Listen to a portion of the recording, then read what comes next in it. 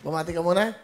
Maayong hapon kaninyong tanan sa akong mga amigo diha sa Dumaguete, sa Negros, sa Leyte, ang mga parientes diha, mga kapatid ko nandiyan sa Pasay, sa mga amigo ko diha sa Pasig City. Lalo ko dire sa Wawawin! Saan ka? Tiga saan ka, Ken? Leyte po. Leyte. Leyte. Ano ginagawa mo? Ditinda po ng mais sa umaga tapos call center sa gabi. Sa umaga, tintanda ng mais. Apo. Saan ka nagtitinda? Pasig po sa Katagig. Ngayon, pag umagabi, Call center po. call center daw. Thank you for calling Wawawin. My name is Ken. How can I help you? Ay. Tuk, tuk. Okay. So, ano ginagawa mo? Father's Day ngayon. Ano ba? Ilan ang anak mo? Isa po. May isang anak. Lalaki, babae? Babae. Nasaan ngayon? Nasa bahay. Ano mo sinama? Baby po po eh. Baby pa. Ilang buwan? 1 year and 3 months. Baby pa. Ayun, no? Cute, na. Okay, sige. Ano pangalan ng baby mo? Bria. Bria. Parang Bria Homes. Oo nga, no? house and love from Bria. Okay, bago lang siya. Asan ang mami niya? May asawa ko, Will. Ano may asawa? May asawa po siya. Hindi niya po sinabi sa akin na may asawa siya. Nagkakilala kami sa Facebook.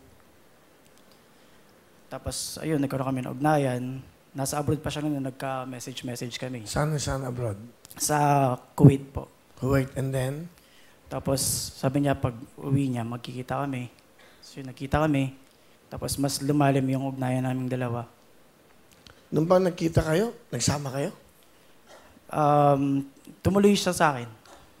Matagal? Mga months din. And then? Tapos hanggang sa, ayun, nabuntis. Nung nabuntis siya, doon niya lang sinabi na, kasi, inaya ko siya nung kasal. Sabi niya, hindi pwede. Sabi ko, bakit hindi pwede? Hindi pwede. Kung pwede ngang hindi mabuo tong batang to eh. Sabi ko, ipaliwanag mo sa akin. Gusto kong maintindihan. Bakit hindi pwede? Kaya ko naman panagutan. Magtatrabaho ako mabuti. Doon niya sinabi, may asawa siya. Meron na siyang 2 anak. Kasal sila. At ayaw niya daw masira yung pamilya nila. Pero hindi ko maintindihan. Buntis siya. Paano niyang ihaharapin yung asawa at pamilya niya? Nakiusap siya sa akin na itago ko siya. Nangupahan kami sa Paranaque. Hanggang sa mga anak siya. Mm-hmm. So, tinago niya yung bata. Hanggang ngayon ba, hindi alam ng asawa niya? Totoo. Sa palagay ko po, hindi alam. Kasi yun ang gusto niya eh. Huwag malaman. Nasaan na yung babae? Hindi ko alam. Binlock niya ako sa Facebook. Hindi ko na makontak yun. Nung nanganak siya, nasa poder mo.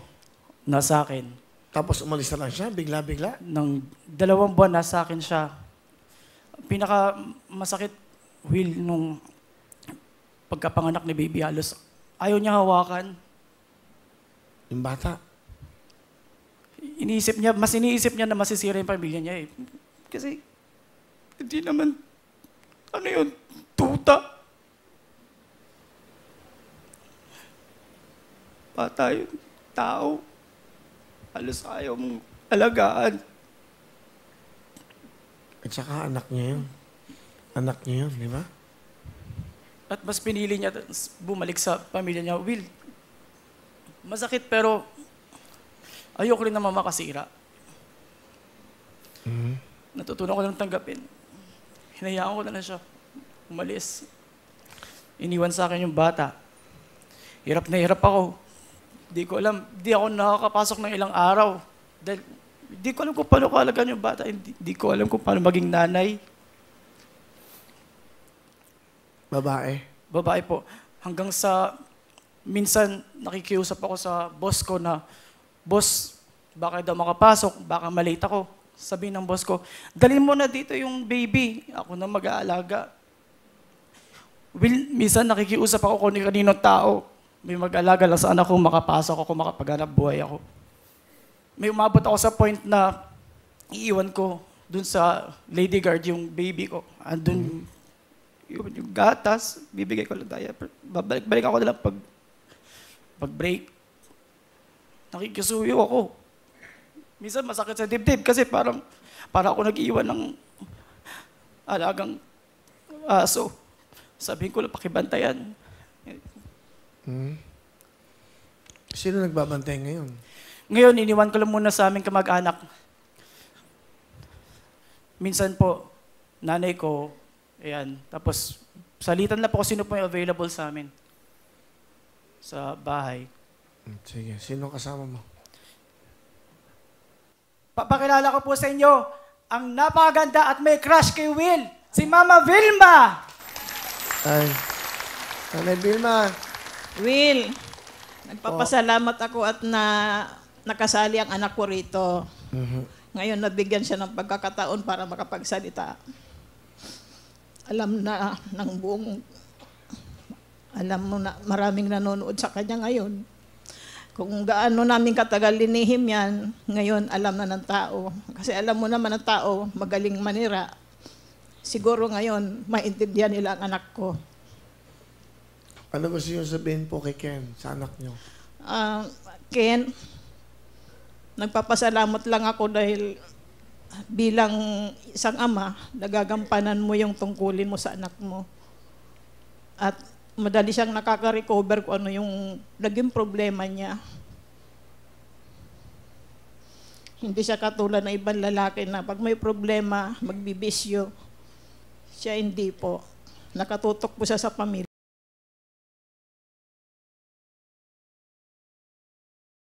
Ibibigay rin niya po. Kaya napakaswerte ko po kay Ken. Mahal na mahal ko po anak ko.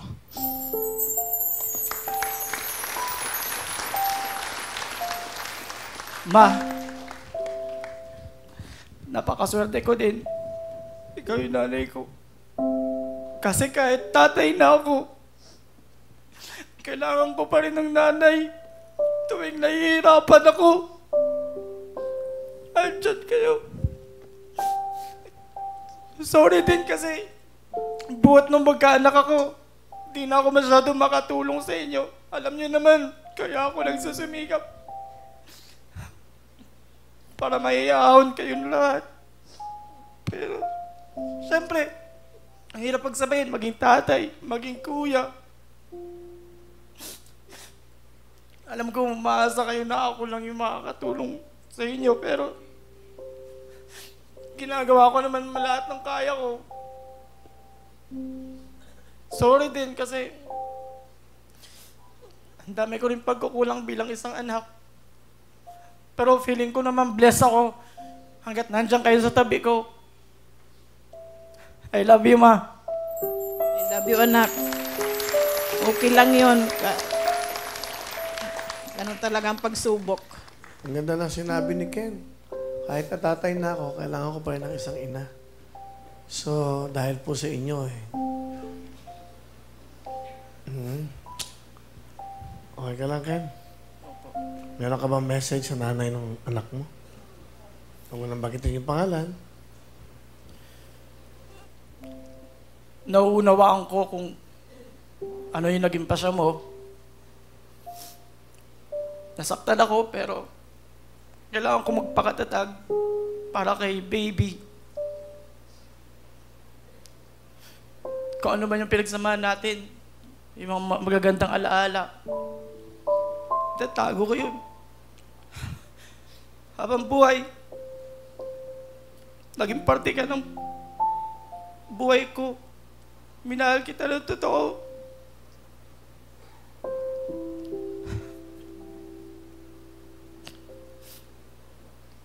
Sana maging masaya kayo.